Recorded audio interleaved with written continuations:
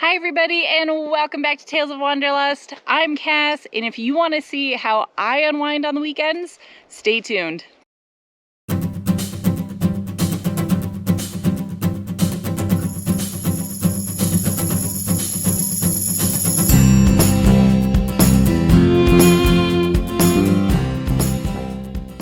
This week at work has been insane. Today, for example, I was in meetings from 7 a.m. until 3 p.m. straight. On top of that, I have put in offers on 2 pieces of land and both of them did not go through because I put in offers which is comparable to what other lots have sold for, but the sellers think it is a hot market and they will get what they're asking, which is well above what I wanted to offer. So neither of those ended up going through. I've been exhausted with work. So I decided it is time for me to have a relaxing evening with this guy and get away from it all. So even though this is where we have been parked all week and we go on walks through the hiking trails behind the RV, there's deer running around, we've seen lizards and turkeys and all sorts of different animals, I really am looking for some true relaxation. And how I usually do that is finding a campground where there is no cell signal. I can't usually stay at those because I have to work, so that is my little getaway to a place where I can't have any kind of distractions and I can really relax. So we're gonna head back to the RV, pack up. We're gonna head about 45 minutes north of where we are at right now and see what we can find. So my weekend plans changed a little bit. When I was packing up the RV, I decided I was gonna cook a quick chicken broccoli meal, and I went to go open a bottle of wine to put the white wine in and saute the chicken in it, and I ended up cutting my thumb. The wine opener is one of those double wing wine openers, and when I went to go push down on it, the meat of my thumb got caught right in the middle. It got pinched and it got completely ripped out. So I am missing about a 1/4 inch hole in the middle of my left thumb. So I stayed at the campsite I was at last night and I let it stop bleeding. It took about an hour, but it has stopped bleeding now. So this morning when I got up, today's my day off, it's Friday, which means places start to get pretty busy. So I decided not to head up to the lake I was thinking about because it's going to be busy this weekend, and instead we came out here.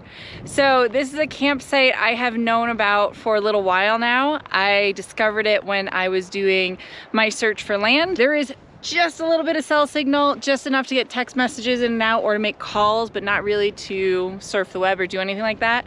So I'm still going to get my peace and quiet, but I can call people if I need to. But check this out. There's aspen trees everywhere. And this is the only campsite for about 1.5 miles. And the private houses are about 5 miles that way or about 3 miles that way.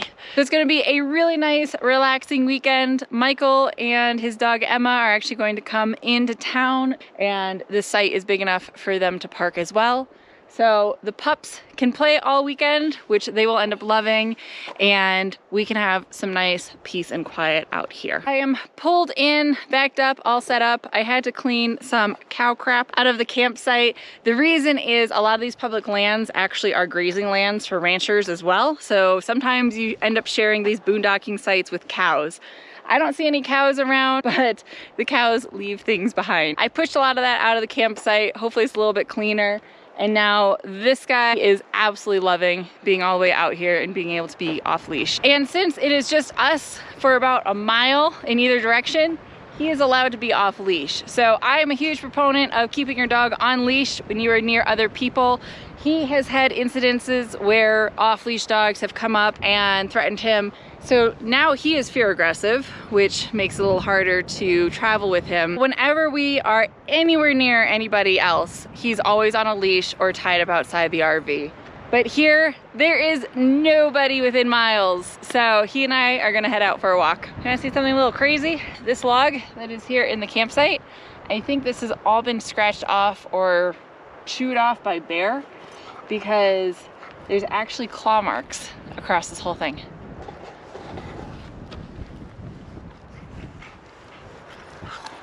While we were going for this walk, I am whistling and singing and talking loudly to the camera because I drove up here to look at some land 3 days ago and I did see a black bear across the road. That was about a 1/2 mile up from where we are here right now.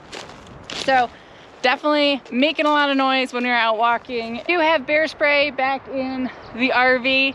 When we go for a longer walk, I am gonna bring it with us, but right now we're just doing a short little walk around here, so we should be good. One thing I have noticed lately is that a lot more people are getting outside and enjoying campsites, which is great, but there's also a lot more trash out here than there used to be. So there's water bottles here, there are beer cans up by the RV, there are leftover kids' toys. I'm going to get a garbage bag out and we're gonna be cleaning some of this up.